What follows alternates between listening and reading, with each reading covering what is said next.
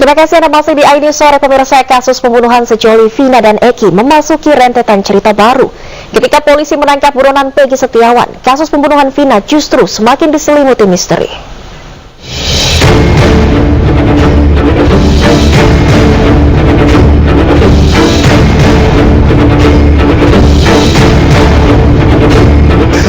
Sabtu malam 27 Agustus 2016, Vina dan kekasihnya Rizky alias Eki serta beberapa rekannya dihampiri sekelompok geng motor. Nahas, Vina dan Eki terjatuh, sementara rekan-rekannya berhasil menyelamatkan diri. Keduanya lalu dianiaya hingga tewas. Bahkan, Vina diperkosa sebelum dibunuh.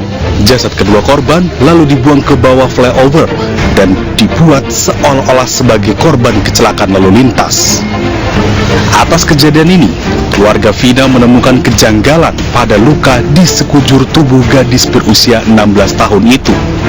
Polisi kemudian melanjutkan penyelidikan hingga diketahui Vina dan Eki meninggal dunia akibat kebrutalan geng motor. Polisi menyebut ada 11 pelaku yang terlibat. 8 pelaku berhasil ditangkap, 7 diantaranya dijatuhkan hukuman penjara seumur hidup, sementara 1 pelaku masih di bawah umur, divonis 8 tahun penjara. Namun, 3 pelaku lainnya masih buron hingga bertahun-tahun kemudian. 3 pelaku yang masuk dalam daftar pencarian orang di kepolisian adalah Andi, Dani, dan Peggy alias Peron yang disebut-sebut sebagai dalang pembunuhan Vina dan Eki. 8 tahun berlalu, kasus ini kembali viral. Peggy alias Peron yang berprofesi sebagai pekerja bangunan diringkus polisi di Bandung, Jawa Barat.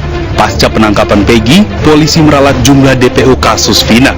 Jika sebelumnya polisi menyebut ada 3 pelaku yang buron, kini polisi menegaskan DPO kasus Vina hanya 1 orang, yaitu Peggy. Polisi menekankan tidak ada lagi pelaku lain selain Peggy. Sementara itu, Peggy mengaku dirinya difitnah dan berkata dirinya tidak pernah terlibat dalam kasus pembunuhan sadis Vina dan Eki. Sementara Saka Tatal, terpidana kasus pembunuhan Vina dan Eki yang sudah bebas, mengaku dirinya menjadi korban salah tangkap oleh kepolisian. Ia membantah keras tuduhan yang menyebut dirinya membunuh almarhum Vina dan Eki. Padahal, Saka tidak mengenal Vina dan Eki. Saka pun psikologi forensik. Mungkin itu teman-teman yang perlu saya tambahkan. Pak, nantinya tim fakta itu seperti apa, Pak? Kerjanya, Pak? Tim apa? Tim fakta tadi. Apa tuh tim fakta? Yang disiapkan untuk menghadapi pra-peradilan, Pak. Oh, tim pra-peradilan. Jadi tim pra-peradilan ini dibentuk tentunya untuk menghadapi gugatan permohonan pra-peradilan dari tersangka PS atau kuasa hukumnya, ya. Nah, sejauh ini Bapak Kapolda telah memerintahkan untuk membentuk tim tersebut dan sudah dibentuk. Tentu kami akan menghadapi, menyiapkan terkait gugatan permohonan pra-peradilan yang dilakukan. Tapi sampai saat ini, ya, sampai siang hari tadi, kami dari Polda Jabar belum menerima rilas panggilan dari pengadilan. Komandan, izin yang P21 kira-kira kapan yang pengajuan ke pengadilan? P21 atau pengiriman berkas nih? Pengiriman berkas. Oke, jadi kalau terkait dengan pengiriman berkas, kemarin kan sudah saya sampaikan ya, bahwa penyidik akan berusaha secepatnya, ya. Pada rilis saya kemarin hari Senin bersama Pak Dirkrimum, kita akan berusaha secepatnya menyerahkan berkas perkara dan menyampaikannya kepada pihak jaksa penuntut umum, ya, pihak kejaksaan. Dalam hal ini kami berharap tentunya berkas ini dapat cepat selesai, dapat kami berikan kepada pihak kejaksaan untuk diteliti kelengkapannya. Begitu. Jadi secepatnya kami upayakan untuk dapat diserahkan ke pihak kejaksaan. Begitu teman-teman. Pak, terkait perpanjangan masa tahanan Peggy seperti apa nih Pak? Ya, jadi terkait dengan masa penahanan pun kami sudah mengajukan, ya, ke pihak kejaksaan maupun pengadilan. Kami sudah tembuskan juga, dan sejauh ini sebagaimana yang teman-teman ketahui, ya, bahwa kami masih melakukan penahanan terhadap tersangka PS. Dan saat ini juga masih berlangsung ya pemeriksaan tambahan terhadap tersangka PS. Nanti kita tunggu hasilnya seperti apa, kita sama-sama mengikuti dan mohon doanya semoga kasus ini dapat cepat selesai. Pak, ada dugaan Pak terkait kekerasan terhadap Saka Pak, seperti apa Pak? Pak, dari Mabes Kekerasan ada tim pencari fakta itu gimana Pak? Iya, update-nya. Itu Tim? sudah dibuat tim pencari fakta untuk kasus Vina. Kita belum tahu apakah ada tim pencari fakta ataupun yang dimaksud tim dari Mabes Polri kemarin yang sudah saya sampaikan, ada tim Itwasum, ada Propam, ya, ada dari Barreskrim Polri, atau mungkin yang dimaksud dengan tim Kompolnas ataupun Komnas HAM. Karena minggu-minggu kemarin tim tersebut telah datang ke Polda Jawa Barat. Baik Pak, terkait ini Pak, sendiri ada rencana mau memeriksa ayah dari Eki Pak, seperti apa? Ayah dari? Ya, jadi sejauh ini sudah dilakukan pemeriksaan. Ya, sudah dilakukan pemeriksaan. Dan tim yang kemarin datang khususnya mengasistensi kami juga tentunya mengambil keterangan dari yang bersangkutan. Ya, tentu kita tidak tahu hasilnya seperti apa. Nah, nanti kita tunggu seperti apa hasil pemeriksaan yang sudah dilakukan baik oleh tim pengawas internal maupun tim pengawas eksternal.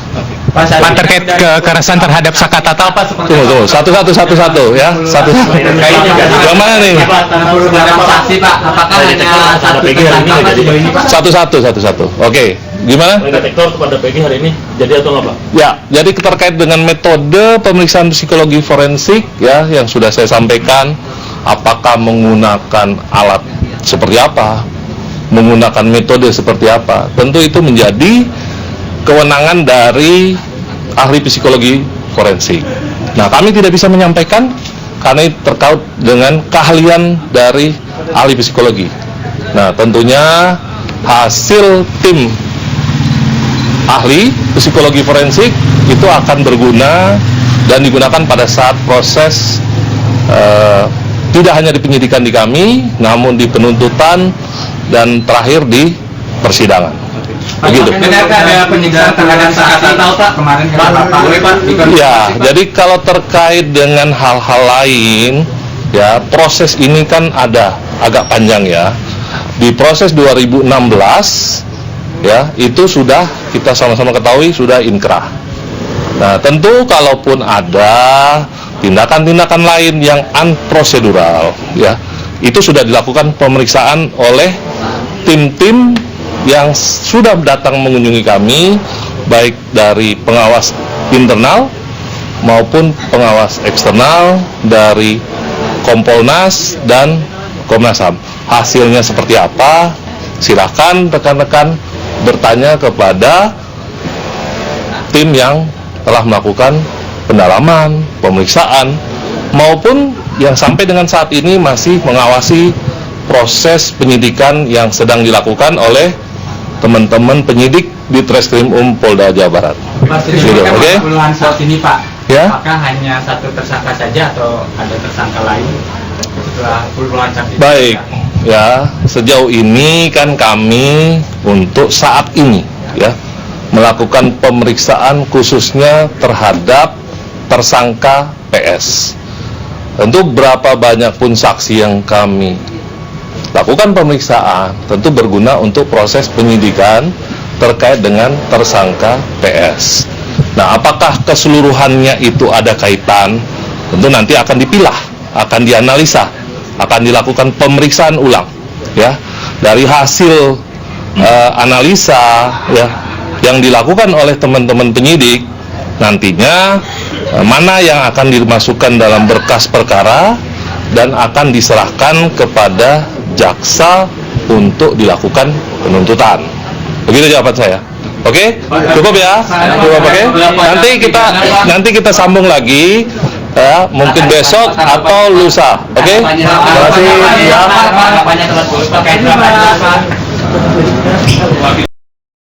Terima kasih Anda masih di iNews Sore. Pemirsa, kasus pembunuhan sejoli Vina dan Eki memasuki rentetan cerita baru.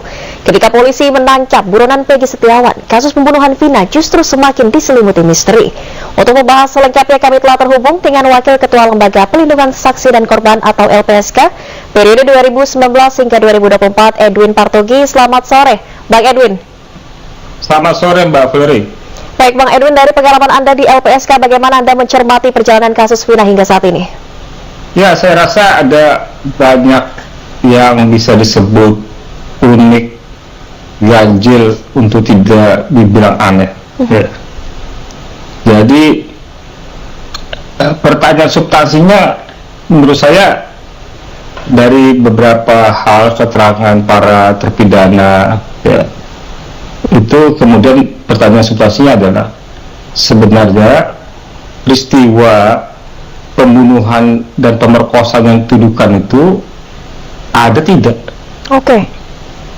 Jadi pertanyaannya mendasar kembali ke pokok perkara. Sebenarnya peristiwa itu ada tidak? Karena kan temuan awalnya itu adalah diduga laka lantas ya. Diduga laka lantas. Ada beberapa hal yang unik Mbak Valeria dalam kasus ini, dalam pengamatan saya. Ada LP yang dibuat tanggal 30 Agustus ya, 2017 itu ya, yang kemudian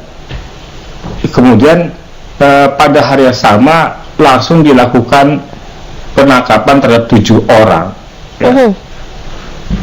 7 orang dan ditetapkan sebagai tersangka gitu loh. Iya. Pertanyaan saya, dengan cara apa penyidik dengan LP tersebut ya, kemudian bisa langsung melakukan upaya paksa penangkapan, penahanan terhadap dan penetapan para tersangka tersebut.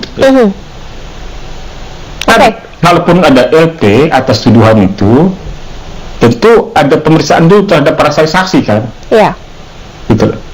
Kok bisa di waktu yang sama dengan LP tersebut, kemudian ada penangkapan, penahanan, dan penetapan tersangka? Gitu. Nah itu yang menurut saya agak lompat gitu. Oke, Bang Edwin, artinya ini kan banyak kejanggalan dan peristiwanya justru semakin kesini semakin kabur. Dan ada 10 orang yang berstatus hukum sebagai saksi meminta perlindungan. Bagaimana Anda melihatnya? Perlindungan seperti apa yang harusnya diberikan kepada 10 saksi ini? Ya, 10 saksi ini tentu punya keterangan yang dapat mengungkap dari sisi baik dari peristiwa maupun dari pelaksanaan hukum acara ya. Apakah ada kesesuaian dan kebenaran atau tidak dari yang dituduhkan ya. Karena kan mereka statusnya terpidana saat ini ya, terpidana. Secara hukum mereka hanya bisa dianulir posisinya kalau mereka mengajukan peninjauan kembali atau PK dan PK-nya dikabulkan oleh Mahkamah Agung.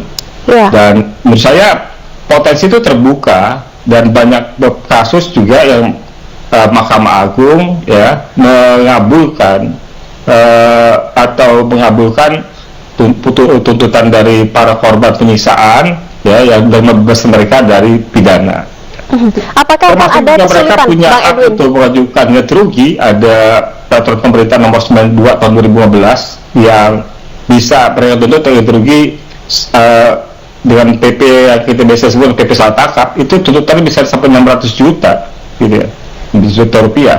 Termasuk juga mereka bisa menuntut restitusi melalui LPSK untuk para pelaku membayar kerugiannya. Oke, Bang Edwin, apa yang akan menjadi kesulitan atau kendala mungkin untuk memberikan perlindungan kepada yang berstatus sebagai terpidana? Ya, karena perlindungan di LPSK itu kan buat saksi, korban, pelapor, ahli.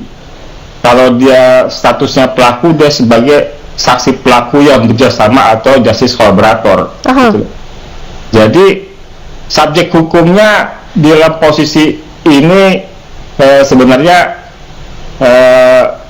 tidak termasuk itu, walaupun juga bisa dimaknai kalau seandainya LPSK berpandangan bahwa dalam pandangan LPSK mereka para terpidana itu adalah korban, tentu LPSK punya subjektivitas untuk memutuskan juga memberikan perlindungan mereka. Oke, artinya peluangnya masih terbuka walaupun mereka statusnya pelaku bukan korban.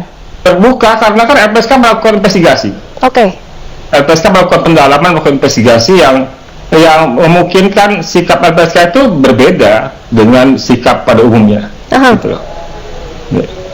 Oke, baik. Artinya kesempatan ini terbuka dan mungkin nanti apa saja dari LPSK yang bisa dilakukan untuk bisa melindungi para terpidana ini yang sudah mengajukan perlindungan. Ya, kalau kemudian ada permohonan dan kemudian diputuskan diterima, tentu kalau LPSK itu bisa memberikan perlindungan fisik, bisa memberikan perlindungan pendampingan dalam proses hukum, ya, bisa melakukan dukungan untuk mereka kemudian bersidang ketika persidangan misalnya PK itu berlangsung. Gitu. Sejumlah perlindungan akan diberikan walaupun statusnya sebagai pelaku bukan korban, tapi terbuka peluang ini ya. Terima kasih banyak Bang Edwin Partogi. Sayang sekali waktu kita terbatas pada sore hari ini. Terima kasih banyak Bung Edwin Partogi telah bergabung. Selamat sore. Sebelumnya pemirsa, Wali Kota Medan Bobi Nasution juga menyambangi kantor DPP PKB di kawasan Menteng, Jakarta. Kedatangan Bobi untuk mengikuti uji kelayakan dan kepatutan sebagai calon gubernur Sumatera Utara di Pilkada serentak 2024.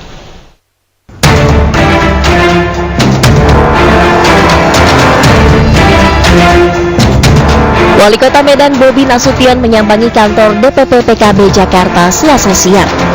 Kehadiran menantu Presiden Jokowi ini untuk mengikuti uji kelayakan dan kepatutan sebagai calon gubernur Sumatera Utara di Pilkada serentak 2024.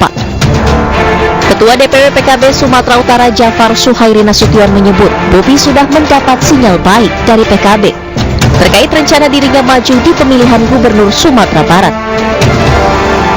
Kita sinyalnya sangat kuat, bahkan kehadiran beliau hari ini membawa pemerintahan tentunya yang dilanjutkan bisa untuk ingin merestui, tapi dari bahasanya, dari gesturnya sudah tinggal kita sabar menunggu.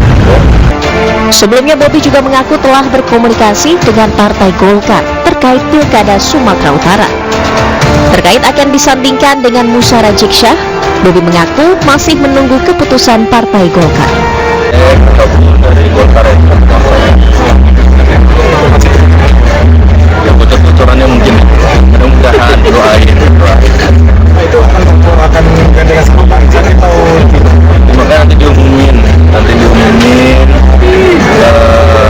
hasil pertemuan, hasil diskusi yang saya tahu tentunya ini nanti apapun hasilnya yang akan disampaikan nanti dari Golkar ataupun dari Bang Jan. Dari Jakarta Pusat, Praniston Sanjaya, iNews melaporkan. Ya pemirsa, Mahfud MD angkat bicara terkait kasus pembunuhan Vina dan Eki. Menurut Mahfud ada permainan dalam penyelesaian kasus pembunuhan Vina. Saya tidak tahu persis kasus Vina, tapi konstruksi kasusnya kayak begini. Dulu ada tersangka 10 atau 11 orang kan untuk pembunuhan Vina itu. Lalu diajukan ke pengadilan. Itu berita acaranya kan ada 10 atau 11 orang. Diajukan ke pengadilan, yang 3 lari, yang 8 udah dihukum. Nah, sesudah muncul Vina sebelum 7 hari itu, lalu kasus ini muncul lagi. Yang dulu lari itu kemana orang? Itu kan resmi diumumkan buron, 3 orang, namanya ABCD. Nah, ini baru muncul kasus ini, sehingga saya berpikir ini bukan sekedar unprofesional, tetapi menurut saya memang ada permainan. Ada aroma profesional itu orang mungkin kurang cakap, kurang hati-hati, itu tidak profesional. Tapi kalau ada permainan untuk melindungi seseorang atau mendapat bayaran dari seseorang untuk mengaburkan kasus, itu sudah sebenarnya sebuah permainan yang jahat. Nah, saya cenderung ini lebih dari unprofesional. Ya, ada permainan. Kenapa? Dulu dihadirkan 8 karena katanya yang 3 sudah lari, 8 sudah dihukum penjara. Kalau tidak salah ada yang dihukum seumur hidup ya. Hukumannya panjang-panjang. Lalu yang 3 ini dilupakan sampai 8 tahun muncul lagi. Muncul di film sekarang. Baru muncul di film, baru orang kaget lagi.